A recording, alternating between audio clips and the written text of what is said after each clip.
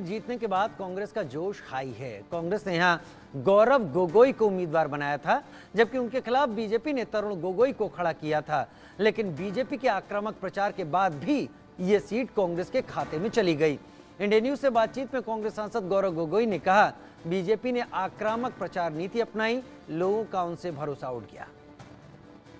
करने के लिए हमारे साथ अभी मौजूद हैं कांग्रेस के वरिष्ठ नेता गौरव गोगोई जी, जो आसाम से आते हैं। सर, सबसे पहले तो आपको बधाई, जोरहाट सीट से आपने चुनाव जीता।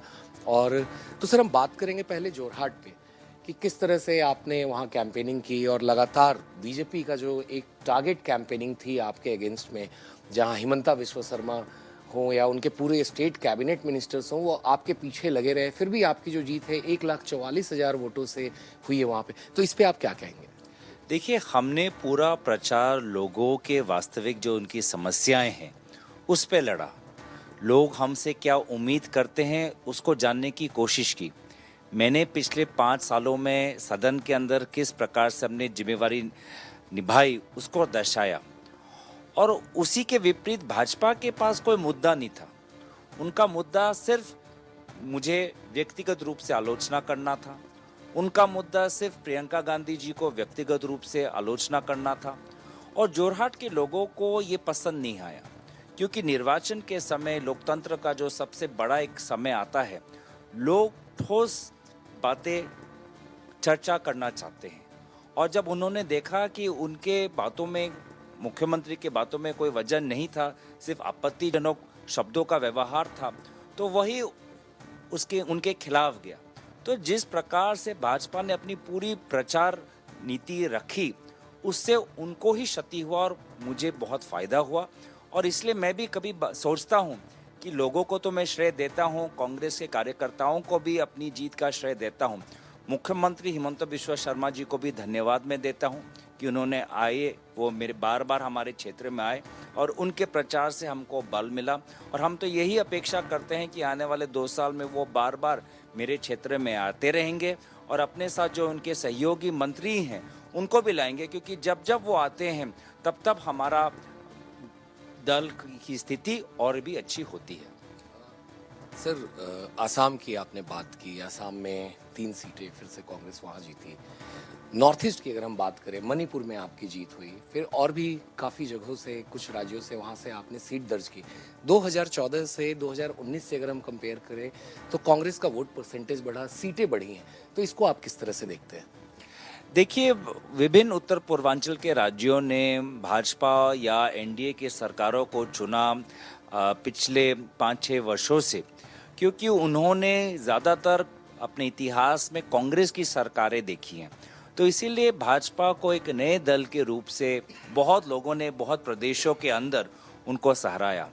लेकिन यही देखा कि भाजपा शासित सरकार आने के बाद अपराध बढ़े, उसके बाद सांप्रदायिक राजनीति बढ़ी, हिंसा बढ़ी। हमने वही देखा मणिपुर के अंदर। और लोगों को फिर याद आया कि जब कांग्रेस आती है तो अपने साथ विभिन्न समुदाय के बीच में अमन और चैन की बातें लाती है। वही बातें राहुल गांधी जी ने कही जब वो मणिपुर से भारत जोड़ो न्याय यात्रा लाए। और मणिपुर को हम कभी भूले नहीं।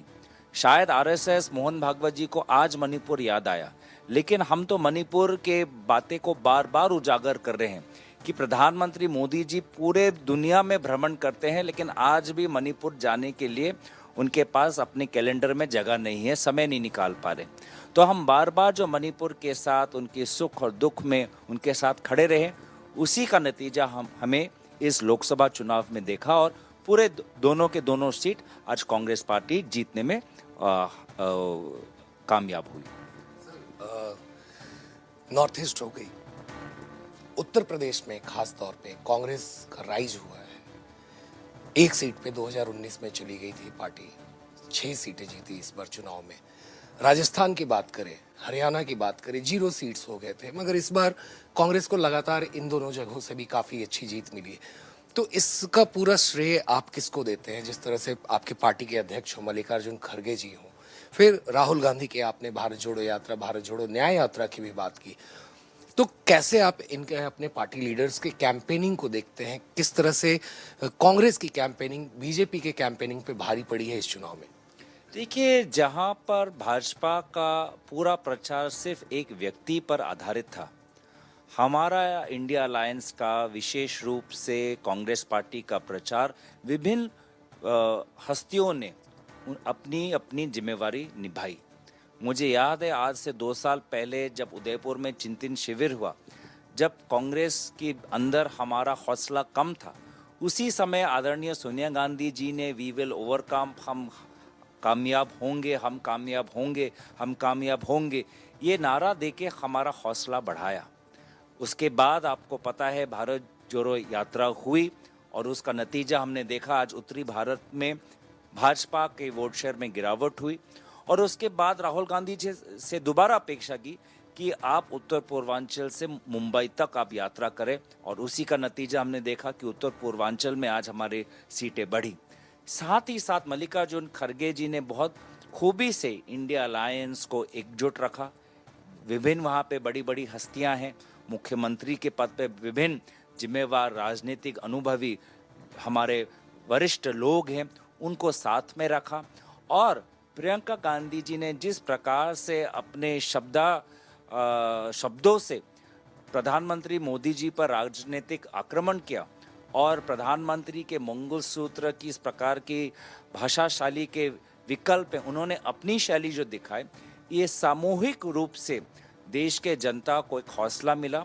जो उनका जो गुस्सा है भाजपा के विरोध में, प्रधानमंत्री की विरोध में, उनको अपना गुस्सा इंडिया अलायंस के द्वारा प्रकाशित करने का एक अवसर मिला, एक मंच मिला। तो इसीलिए यहाँ पे एक सामूहिक नेतृत्व की बात आती है। इंडिया अलायंस के विभिन्न दलों की भी हमें बात करनी चाहिए।